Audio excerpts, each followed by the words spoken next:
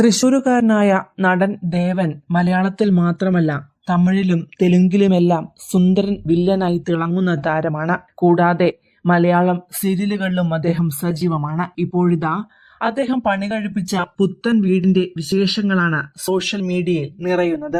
6 മാസം മുമ്പാണ് അദ്ദേഹം തൃശൂർ ചാലക്കുടിയിൽ പുതിയ വീട് വെച്ച് താമസമാക്കിയത്.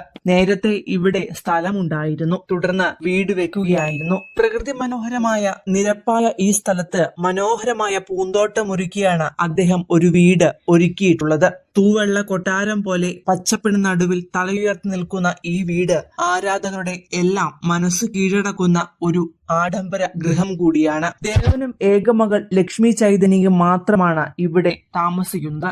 2019 ദേവന്റെ ഭാര്യ സുമ അപ്രതീക്ഷിതമായി മരണത്തിനു കീഴടങ്ങുന്നത്. 1.5 മാസത്തോളം ആശുപത്രി കിടക്കയിൽ കിടന്ന ശേഷമായിരുന്നു സുമയുടെ മരണം. അതിനുശേഷമാണ് ഈ വീടിന്റെ നിർമ്മാണം ആരംഭിക്കുന്നതും 6 മാസം മുമ്പ് ഇവിടെ താമസമാക്കുന്നതും. ദേവനും സുമയ്ക്കും വൈകി ജനിച്ച മകളായിരുന്നു ലക്ഷ്മി ചൈതന്യ.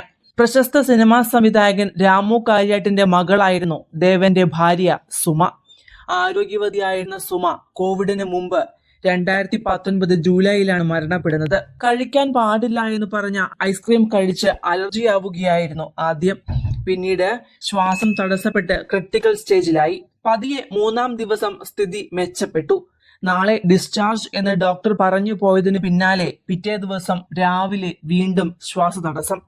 അങ്ങനെ CCUവിലേക്ക് മാറ്റി. പുറത്തൊന്നും പോകാതിരുന്ന സുമയ്ക്ക് H1N1 വൈറസ് ഇൻഫെക്ഷൻ ബാധിക്കുകയായിരുന്നു. ആശുപത്രിയിൽ ചികിത്സയിലായിരുന്ന സമയത്ത് ആ CCUവിൽ വെച്ച് തന്നെയാണ് വൈറസ് സുമയെ ബാധിച്ചത്. പിന്നീട് 30 ദിവസം ഒരു യുദ്ധമായിരുന്നു. ഒടുവിൽ വെന്റിലേറ്ററിൽ നിന്നും എക്മോ എന്ന ഭീകര യന്ത്രത്തിലേക്ക് സുമയെ മാറ്റി. 5% മാത്രമായിരുന്നു പ്രതീക്ഷ. ഭർത്താവും മകളും വിളിക്കുന്നത് കേൾക്കുന്നുണ്ടോ എന്നറിയാൻ ദേവനും മകളും ചുറ്റും നിന്ന് തുടരെ സുമയെ അമ്മേ എന്നൊക്കെ മാറി മാറി വിളിച്ചു. പാതി അടഞ്ഞ കണ്ണുകൾ തുറക്കാൻ സുമ ശ്രമിക്കുന്നുണ്ടായിരുന്നുവെങ്കിലും അതിനു കഴിഞ്ഞിരുന്നില്ല സുമയ്ക്ക്. പതിയെ എക്മോ ഉപയോഗിച്ചു തുടങ്ങി. 14-ാമത്തെ ദിവസം മരണത്തെ സ്വീകരിക്കുവാൻ ഒരുങ്ങുകയായിരുന്നു എല്ലാവരും. ചേറ്റുവായിലെ തറവാട് അമ്പലത്തിൽ പോയി എല്ലാ വിളക്കുകളും തെളിയിച്ച് സർവാലങ്കാരത്തോടെ ദേവിയുടെ നടയിൽ നിന്ന് ദേവൻ പ്രാർത്ഥിച്ചു. തിരിച്ചു വന്ന് ഭാര്യയുടെ മരണവിധിയിൽ ഒപ്പിടുകയായിരുന്നു. വൈകിട്ടോടെ മരണവാർത്തയും എത്തി. അതിനുശേഷം മകളായിരുന്നു ദേവന് എല്ലാം. അവൾക്ക് വേണ്ടിയാണ് വർഷങ്ങൾക്ക് മുന്നേ വാങ്ങിയ പ്രകൃതി മനോഹരമായ ഈ സ്ഥലത്ത് ദേവൻ വീടുപണി തുടങ്ങിയതും വിചാരിച്ചതുപോലെ തന്നെ അതീവ ഭംഗിയിൽ അതിന്റെ പണി പൂർത്തീകരിച്ചതും.